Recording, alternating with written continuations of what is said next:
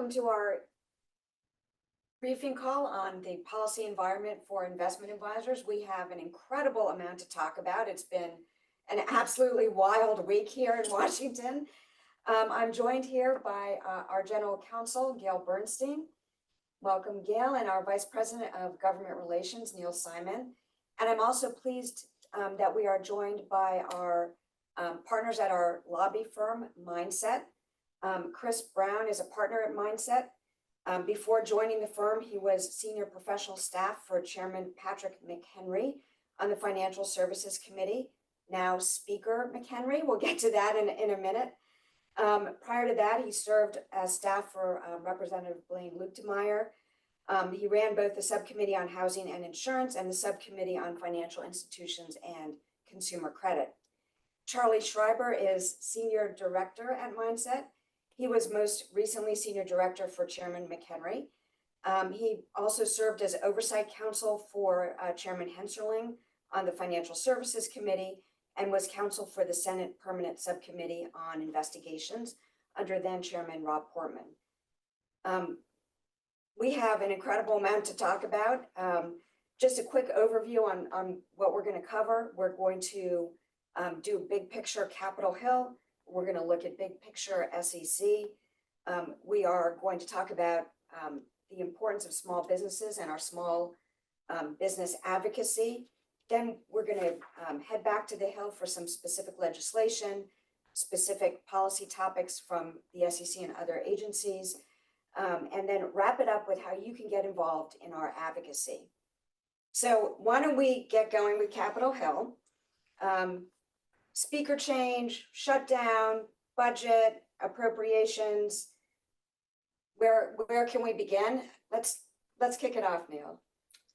Two words that come to mind are chaos and dysfunction. I'll defer to my friends Charlie and Chris on this, but it certainly appears to this Capitol Hill observer that unless the House GOP changes its rules to prevent a tiny group of malcontents to dump the speaker, or perhaps some more moderates among the GOP leadership reach out to a block of Democrats, perhaps less likely, this mess is going to continue for some time. And I must say, with the government funding deadline just around the corner, November 17th, I am mighty worried about a shutdown. But Chris, Charlie, how do you read it? Yeah, thanks, Neil. And I reluctantly have to agree with your assessment. It is chaotic and it is dysfunctional. The House Republicans will meet on Tuesday to go through and start the process to elect a new speaker. A vote could come on Wednesday, but to be frank, none of the candidates right now have the requisite number of votes to get in. That means we could be in this position for quite a while, and it does impact that November 17th deadline.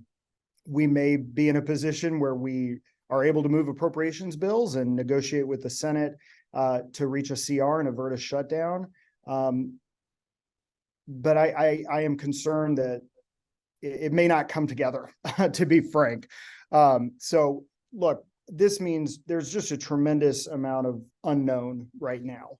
It's unclear if the speaker pro tempore can even move legislation to the floor under his existing authorities. So a lot of unknown, a lot of uncertainty, but the one thing we do know, dysfunction and chaos is here, at least for the moment. And just to state the obvious, this not only jeopardizes government funding, but all legislative activity has essentially come to a halt this past week, and this coming week is going to be occupied by electing a speaker. So, broad agendas, including items coming out of the House Financial Services Committee, which has been a very active committee under Chair and now designated acting Speaker pro tem McHenry. This is a enormously consequential. There are a lot of must-pass pieces of legislation, and again, the big one hanging over us is the budget. So how do we think that the current situation might affect Chair McHenry's, now Speaker McHenry's, legislative priorities in the House Financial Services Committee? Chris, why don't we Yeah, start? it's a great question, and I can tell you that one of the things that the now speaker is very passionate about and committed to is moving capital formation bill, and obviously IAA has been extraordinarily involved in that effort, both publicly and behind the scenes. It's a priority for the now speaker, but we're in a standstill. We're in a holding pattern. And he is adamant that it be brought to the House floor for consideration.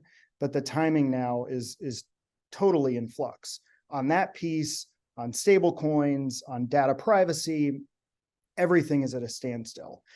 So the hope is that we get something done before the end of the year, but it is just, quite TBD right now. Charlie, you agree with that?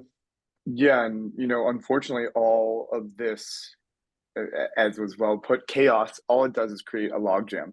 So what you're ending up seeing is going to be, a hurry to get to these must-pass bills, like the defense spending and the farm bill and things like that. So what this ends up doing is just, pushing back the ability for chairs of committees like Patrick McHenry to get their time on the floor and to pass the packages that they have moved out of their own committees, but are waiting to actually get some floor time to pass it out of the House and kick it to the Senate.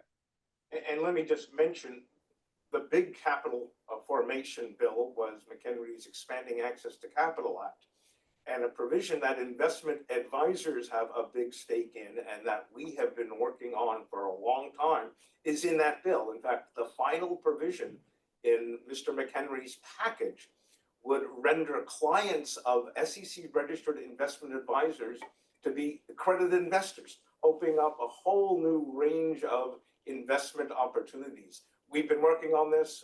We were absolutely delighted that it was included in Mr. McHenry's package, but of course now the time to get that to the floor is in jeopardy. And as Charlie and Chris said, we know that it's a priority for the chairman or for the speaker. So we're hoping that it gets to the floor. So why don't we move now? We'll circle back to the Hill, but why don't we move now to the SEC? The SEC has an incredibly aggressive and ambitious agenda, affecting all investment advisors with numerous complex, consequential rulemakings. This has been pretty unprecedented in the last 18 months. Gail, have you seen anything like this in your experience? I have not even after Dodd-Frank, I would say, Karen, and I would say that there is chaos, but no logjam right now with the SEC's rulemaking. We're seeing just thousands of pages of rulemaking text. Stakeholders like us, our members, are being given very little time to process, to analyze, to internally, talk to folks about how to respond.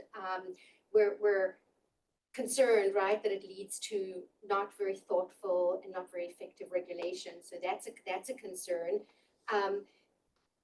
We think that it's very important for the SEC to take a step back, to pause, and to think about things more holistically. There's an awful lot going on. We're going to talk about some of the specifics a little bit later. We are seeing a few major themes at the SEC. One of them is in all these rule proposals in the Advisors Act space, a significant shift from the principles-based approach to the Advisors Act to something that's a little bit more, quite a lot more, command and control, prescriptive. That's something that, we're quite concerned about, whether we think that the SEC is trying to micromanage how advisors do their business and trying to micromanage how advisors execute their fiduciary duty. It's also layering regulation on top of an already existing effective framework without, in our view, a lot of justification for why it needs to go down that road. So that's sort of one theme, the fiduciary framework, the layering. The SEC is also giving pretty short shrift to operational challenges. Some may say completely disregarding operational challenges that are likely, and whether or not these rules are even going to be feasible or large parts of them to implement. We will get into, again, a little bit more in detail some of the impacts especially on smaller advisors, which I know we're going to talk about here. A couple of other themes just to touch on. Private fund advisors, we've seen a final rule there. We'll talk about that. ESG and sustainable investing is a big theme.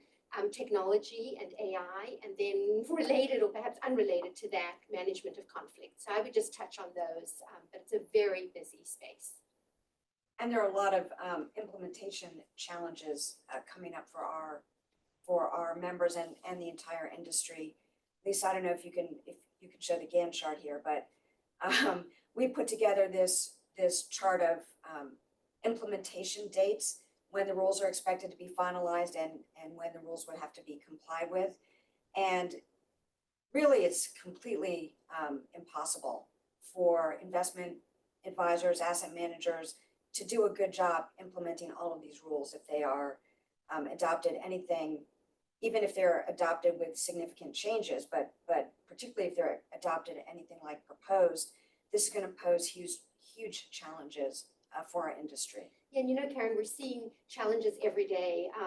Just today, we learned that the Form PF, which is the form that private fund advisors need to submit, and there's a new final rule on that, that the new system that they're going to have to use to submit their forms may not be ready in time for it to even be tested, but compliance is going to kick in, and then what will be the expectations of the SEC. So we're seeing that kind of implementation challenge happening all the time. We are continuing at the IAA to really continue to focus on rulemaking proposals because there are so many of them, and we are also starting to spend a tremendous amount of resources and focus on implementation and on helping our members understand what the rules may mean, figure out how to work through interpretive issues, and then help them with their operational and implementation processes. Some of the rules that have become final that are quite challenging are, again, just immediately now the private fund advisors rules. There's a new fund names rule, and something that is occupying a lot of time and resources on members' parts is the change from T+2 settlement to T+1. Right, and all of these are huge challenges now. There's a lot coming down the road, and we will be here to help our members with it. But more importantly, before it happens, we want to make sure that the SEC hears our point of view, recalibrates, takes a step back, looks at all of this holistically, and really peels back a lot of what they're throwing out there too rapidly. Yeah. So Neil, what is Capitol Hill doing about the SEC's aggressive agenda? Well, certainly Gensler and his division chiefs are being called regularly to Capitol Hill to testify. This is Congress exercising its oversight and investigation authority. Just this last month, Gensler was called before the Senate Banking Committee. There was a lot of discussion about the pace of rulemakings, the safeguarding rule, the predictive data analytics proposal. Then on September 27th, Gensler testified before the House Financial Services Committee, and the day before he arrived to testify, every Republican on the House Financial Services Committee signed on to Chair McHenry, a letter from Chair McHenry that called for the agency to halt the finalization or implementation of rulemakings until their impacts are evaluated and the public and stakeholders are given time to respond and comply with the new regulations. So we are being heard. This reflects concerns that we and lots of others in the financial services industry are bringing to Capitol Hill. And then, of course, on the next day, September 27th, when Gensler was on the Hill, he was battered about the ears some. I think he held up pretty well, but there were lots of questions: ESG, predictive data analytics, crypto, safeguarding private funds, and the lack of analysis regarding the cumulative impact of rulemaking, something that we are spending a lot of time talking to policymakers about. But Charlie, Chris, you're there. Tell me if I'm wrong, but Congress has limited ability to actually affect rulemakings. Am I right about that? Yeah, you are. I mean, look, as you pointed out, the now speaker's letter. And we've seen a lot of that come out. They have the ability to offer limited ability, but ability to offer appropriations amendments that would curtail some of the rulemaking activity at the commission. There's a process by which the Congress can vote to repeal rules, but the president has to sign that into law, so that that's unlikely. So there are tools in the toolbox. I think what I've seen and what we as a large group have focused on is really getting to House and Senate Democrats, because the concern is bipartisan. There are a number of Democrats on banking and on financial services that are hearing what we're saying, right? And they're looking at the pace of rulemakings. I talked to one Democratic staffer who is very aligned with the administration and the SEC, and he said, I called the SEC to say, I can't even track the rules and I don't have to implement, I don't have to abide by them. But as a staffer, I can't even keep up with what you're doing. So we've seen, and we've really worked at getting that narrative into Democratic talking points, and they have been very willing to do it. And that's how you really change Gensler's mind. When he starts hearing not just from Republicans, but from Democrats, he starts to really think through, what are the risks here, and do I need to curtail some of this activity? And he'll forecast that sometimes. There's a swing pricing hard close rule. I fully expect they will rework that. We're seeing that on the ESG rule that's quite delayed. So he's paying attention and he's willing to bend. But we need to continue that work, bipartisan work, because I do think that that's moving the needle. I'll also just say we did not see this when he was in the Obama administration. He is very concerned by litigation risk now. And I think when Democrats start flagging problems, he knows that there are going to be substantial industry problems. And that's kind of curtailing some of the efforts as well. Personally, I think the most effective way that Congress could help slow down the SEC is perhaps calling Gensler to testify before Congress on a weekly, if not daily basis. It might impair his ability to come up with new proposals. Charlie, I saw that you were about to add something to this. Yeah, definitely. And it's almost like twofold, right? So you have the ability to call hearings, but you also have the ability to do oversight. And the name of the game for House Republicans up until this point, and Neil, Chris, and I have talked about this at length, but the speaker's race, it has a bleak outcome for the House, for Republicans to keep the House. And so what does that mean? That means probably an amp up in oversight. That means an amp up in letter writing and subpoenas going out the door.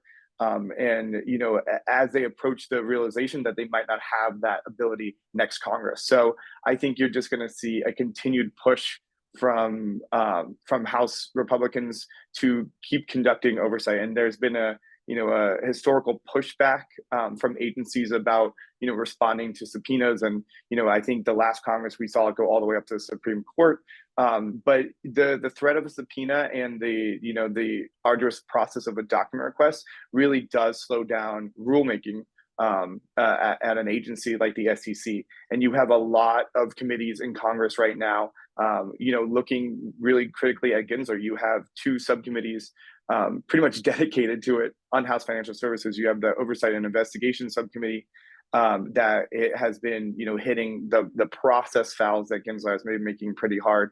You have the Capital Markets Subcommittee that has been hitting, future actions and looking at how to conduct oversight in a process to create new legislation to stop future actions by Gensler. You have the House Oversight Committee, the full Oversight Committee, looking at international influence on Gensler and possible collusion with the EU. So I think as the election comes nearer, as Republicans start to feel that want to take something home, I think we're going to see an amp up on oversight, particularly over the SEC. Thanks, Charlie. I have to say, the SEC is unfortunately not the only game in town of regulators who have oversight of investment advisors. The Department of Labor has been very busy. Treasury, CFTC, even the Federal Trade Commission. Gail, what are we looking at here? Yeah, there's a lot going on. So the Department of Labor is obviously always important in our space, and the fiduciary advice standard has been something that's been sort of like a ping pong ball batted back and forth over the years. In 2016, there was a rule called, a new fiduciary rule. It was overturned in court. The standard came about. There's been additional litigation. Right now, advisors are following guidance that the Department of Labor put out that basically is intended to address rollovers as meeting this 5-part test that is the test for what is the fiduciary standard, following the 2018 court decision.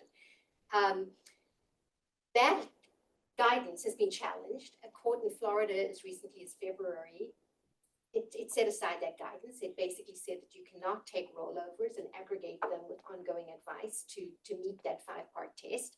The Department of Labor has decided not to appeal that decision, but in the meantime has been very actively working on a new fiduciary rule. That rule is now, we expect that to come out honestly any time now. It's sitting at the Office of Management and Budget. The OMB reviews every rule that comes out of an agency that is not an independent agency, federal.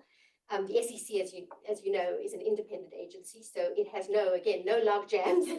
It has very little stopping it from getting its rules, out into the public domain. But the Department of Labor has to go through OMB. So once it clears that, we expect to see a rule. It will have to comply with what was a court of appeals setting aside the last federal, the last fiduciary rule. So it'll be very interesting to see how this Department of Labor navigates that. With respect to the other agencies that you mentioned, yes, they have been busy. The CFTC, the Commodity Futures Trading Commission, is an agency that we always monitor. Many of our members are registered as, commodity pool operators or commodity trading advisors with the CFTC as well. So that's something we keep an eye on, and there are some important developments going on there. But the ones that I really think are worth mentioning are at Treasury, the Financial Stability Oversight Council, and the Federal Trade Commission. So taking the Federal Trade Commission first, it has a proposal out there that would effectively ban non-compete agreements. There are some sort of limited exceptions to that.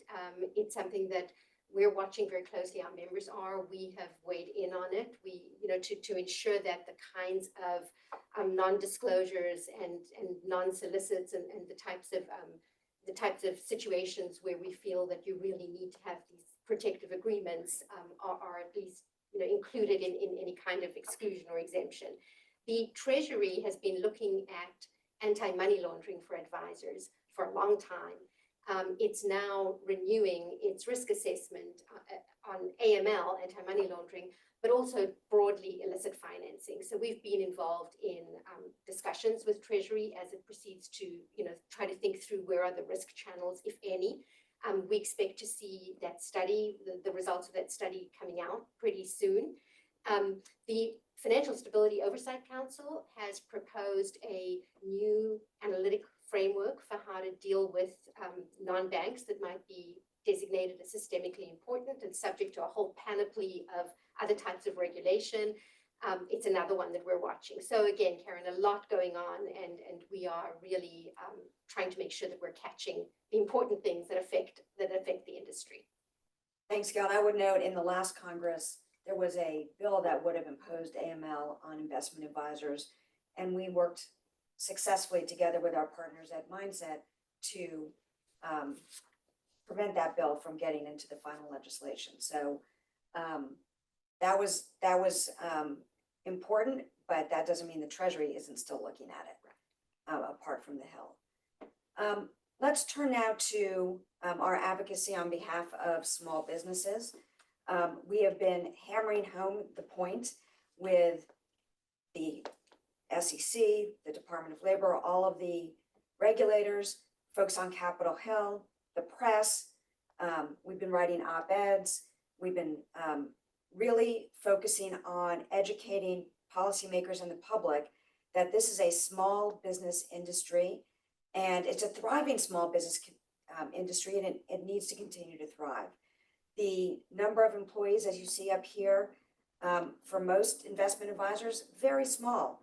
More than 50% of investment advisors registered with the SEC have 10 or fewer employees, and more than 90% have fewer than 100 employees. This is really a small business community, and we're working hard to make sure it continues to thrive. So we have, in our multi-pronged strategy on that, we have a health strategy. Neil, what is going on there? As Karen said, we are pushing this issue every way we can.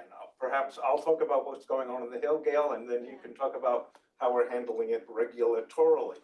So forgive me, a little background. Way back when, about 40 years ago, Congress passed something called the Regulatory Flexibility Act, telling agencies to assess what small businesses, small entities, they said, are regulated by them, and then to very carefully analyze the impact of proposed rules on those small entities and figure out alternative, less burdensome ways to meet the regulatory goals.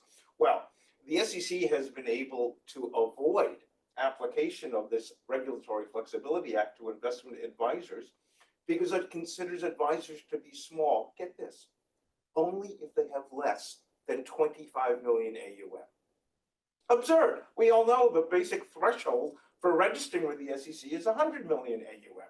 So one of the things that's going on is that Ann Wagner, Congressperson Ann Wagner, who is chair of the House Financial Services Committee Capital Markets Subcommittee, our subcommittee, important, introduced a piece of legislation with the name Small Entity Update Act. How could anybody oppose that?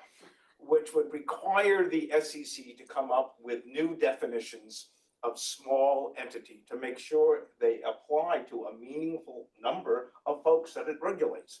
And that includes investment advisors. So the bill passed the House with strong bipartisan support. And we are now working with our members. We are working with Mindset to try to get the Senate to take up this proposal. Again, it's bipartisan. It's good policy. It would make the SEC comply with the clear legislative intent of Congress under the Regulatory Flexibility Act. And we'll talk about it later. Right now, we are imploring our members, we're imploring you all to use the Take Action Now feature of our website to generate letters to your senators. It's really easy to do. It's really quick, and it's very, very important. Thanks, Neil. Contact your senator now. Chris. Well, if I could just chime in on that point, because I just, as a former staffer, and Charlie was as well for many years, I cannot emphasize enough how important it is to remain engaged. Because, you know, we can all walk up there all the time and talk to Ann Wagner or talk to this person or that person. And, you know, we're very good at that. But we are a lot more effective if they are hearing from people in the state or in the district. I mean, members of Congress, and particularly in the House, are extraordinarily focused on constituent services. So when we pair kind of our backgrounds and advocacy efforts with your support, vocal support, it is a really, really powerful combination. So you guys do a great job, but would strongly ask that you continue to do that and stay engaged. Thanks, Chris. Gail, we also have a parallel SEC strategy. Yes, we do, dealing with this regulatory onslaught in a variety of ways. And honestly, I agree, we cannot emphasize enough how important this is. It is an issue, you know, small advisors are really facing an overwhelming amount of compliance and implementation challenges coming at them at this incredible speed. And so we are including these advocacy points in all of our formal and informal interactions with the SEC. So we are making these arguments that we're sort of describing here about about the impact on smaller advisors, about the need to consider the cumulative effects and not just look at things in isolation, about the absurdity, shall I say, of the definition of small advisors for purposes of doing an economic analysis. So we're doing that in our formal engagement. We're doing that in all of our informal meetings. We have many informal meetings, and our members, volunteer to attend and participate in many of those with us. And in each of those, we are really trying to drill home in a less formal way what this looks like on the ground, how this affects an advisor's business. What we've done is really amp up our trying to keep this in the public eye and trying to keep the pressure on the SEC by filing a petition very recently for the SEC to change its rule. So we have filed this rulemaking petition. We are asking that the SEC move away from its AUM or an asset-based size test and instead look to employees, which makes much more sense. And what we are recommending, based, going back to what you said about what the industry looks like, a small business industry, we are recommending that advisors with 100 or fewer employees should be treated for purposes of an economic analysis, for purposes of looking at the impacts on them of proposed regulations, 100 or fewer employees. And the SEC should be looking at alternatives. It should be considering what is the least onerous way to achieve its policy objectives. So we are really pushing on all fronts. And again, the importance cannot be overstated. Thanks, Gail. And we have had actually some success in raising the visibility of this issue with all policymakers, and even specifically at the SEC. While they're still pumping out these rules, they have given smaller firms longer compliance periods at our request. So that is, that's at least on the compliance side. We now need to get them to tailor the substantive rules to investment advisors. We've also gotten the attention of the Small Business Administration. They have started getting engaged and weighing in directly with the SEC too, which is fantastic. The Investor Advisory Committee, we testified in front of, and they adopted recommendations for the SEC to tailor regulations to small business that were essentially our recommendations. So we've made a lot of headway here, and we're going to keep hammering this issue. Why don't we, and before I continue, I will just reiterate, please send any questions to us in the chat box. Happy to take any of your questions. But let's go back to Capitol Hill and talk about other legislation that might affect investment advisors. For example, ESG. There's been a lot of talk about ESG on Capitol Hill. There have been hearings. There's been a great deal of attention. Charlie, you want to get us started off here on what's going on and how the recent developments might affect that? Tell us about ESG month, Charlie. Yeah. I will say this has been a hot button topic for Republicans for quite a while, and it's been percolating. When they were in the minority last Congress, and it's just come to a head completely this Congress. And you have multiple committees that are looking at what companies are doing in the ESG space. So, and I'll keep it high level, but please, as Karen and Gail said, please use the chat box for questions. But the three committees that are really looking at this are the House Financial Services Committee, which is one of high importance to us, the House Judiciary Committee, and the House Oversight Committee. And they're all looking kind of at different aspects of it.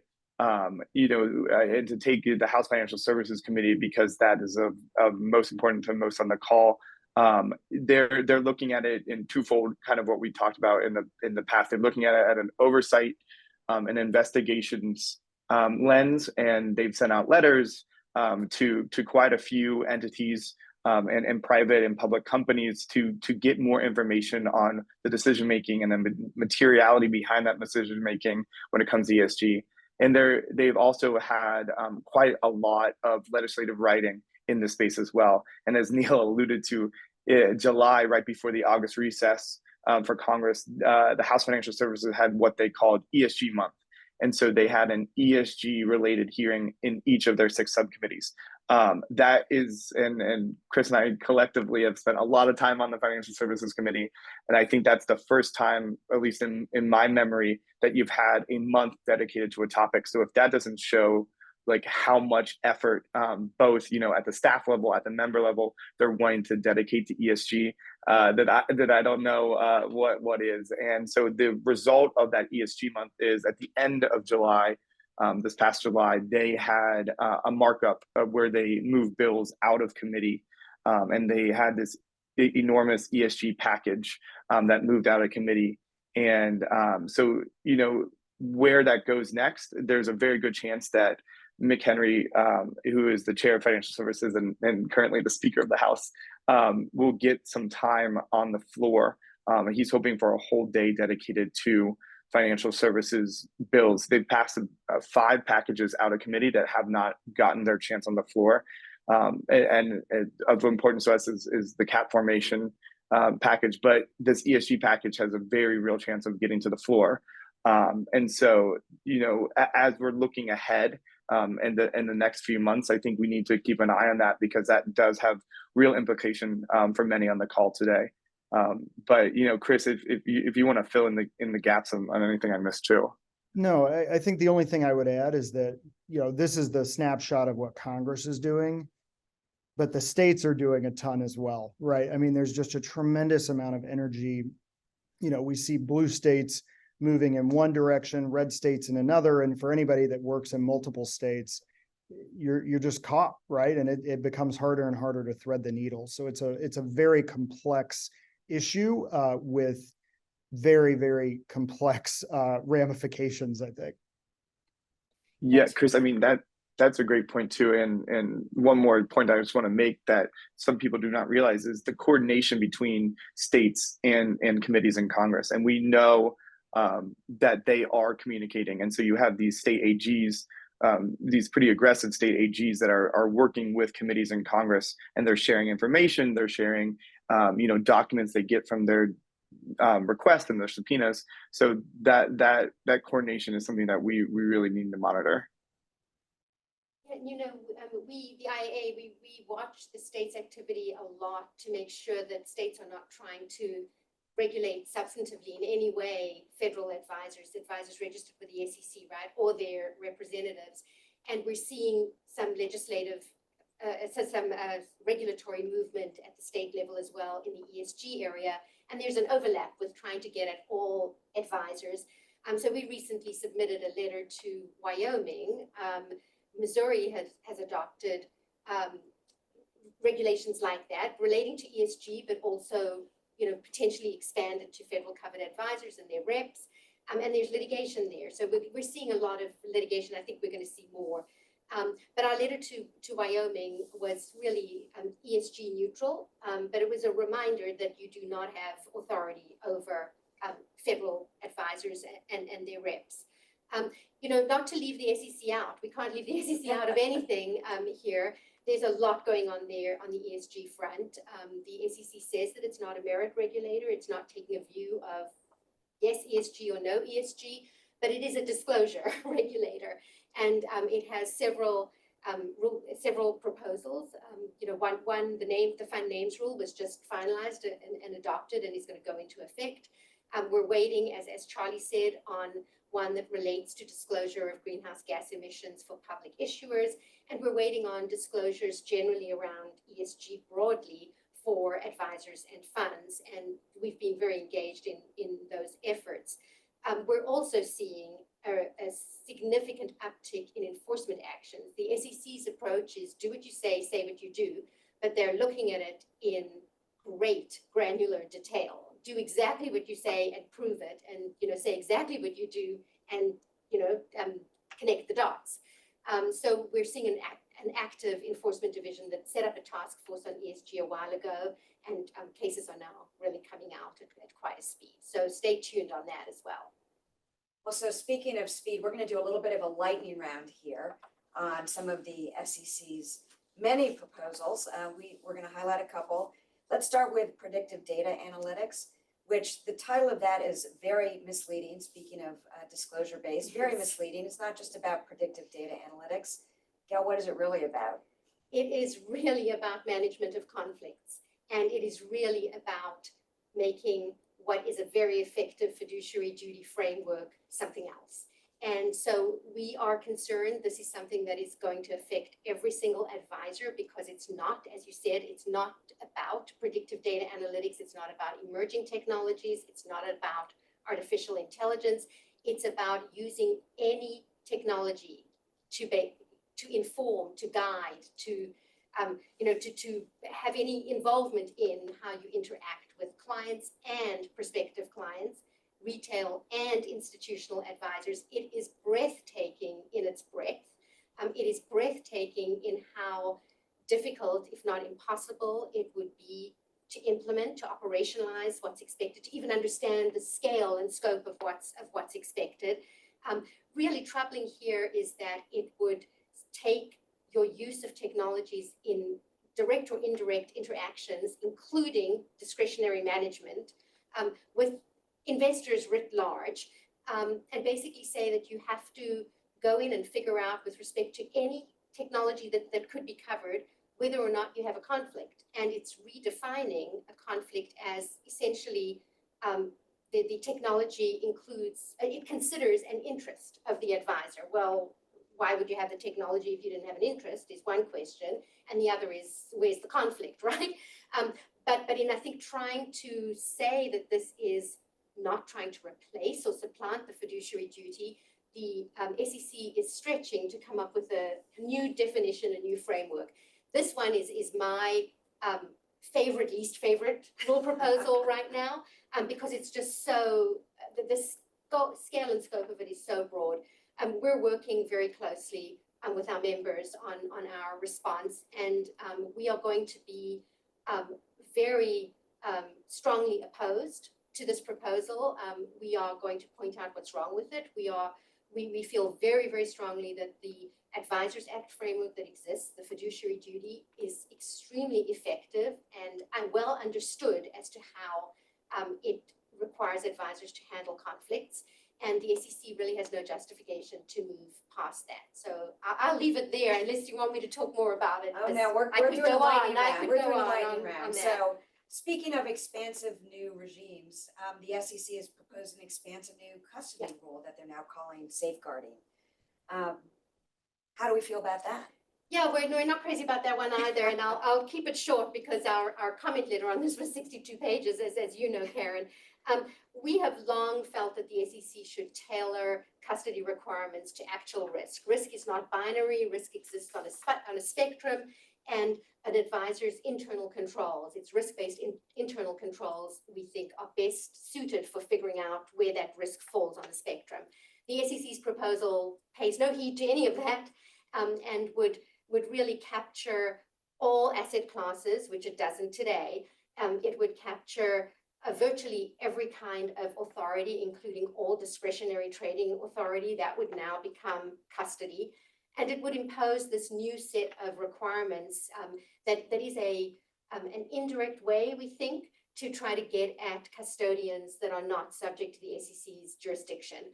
So that's a very short way of describing what's problematic. There are a lot of other things.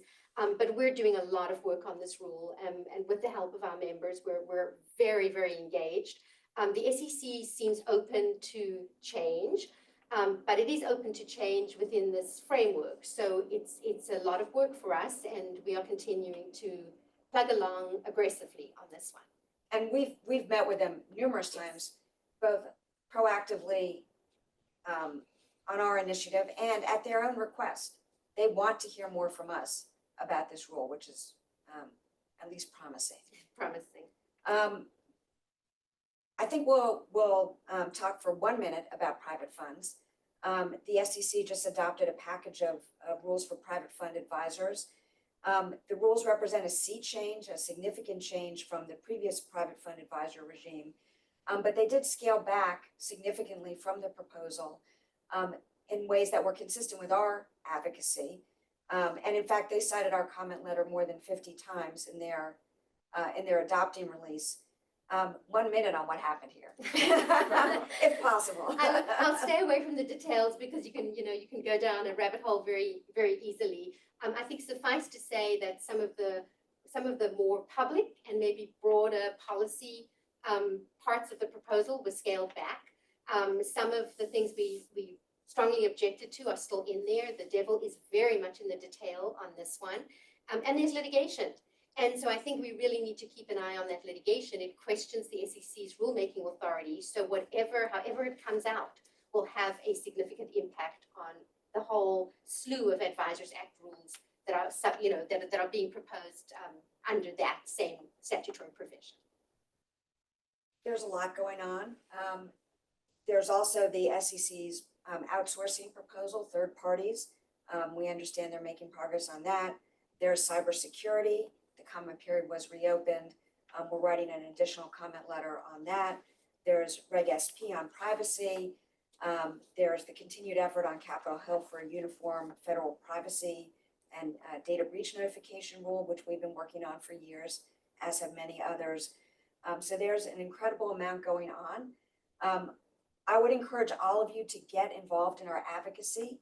As Chris and Charlie mentioned, your engagement really helps our advocacy, particularly on Capitol Hill. Our committees and work streams help us develop our policy positions. So make your voice heard and get involved. We also have an advocacy council, which Neil runs, that is the grassroots engine of our advocacy, particularly on Capitol Hill. We'd invite you to join that. Folks who are on our advocacy council get a newsletter every Friday with all the goings on Capitol Hill. Take action now. Neil, do you want to just spend one moment about the button? We talked about that Small Entity Update Act. There is a button under the advocacy portion of our website where you hit a button, it will pull up your senators. There'll be a template letter which you can revise or send as is. It takes no time and it's important. Press the button. Join us on Advocacy Day in June also to make your voice heard here. We have a number of other upcoming events. We have our compliance workshops over the next couple weeks in Boston, New York, and Chicago.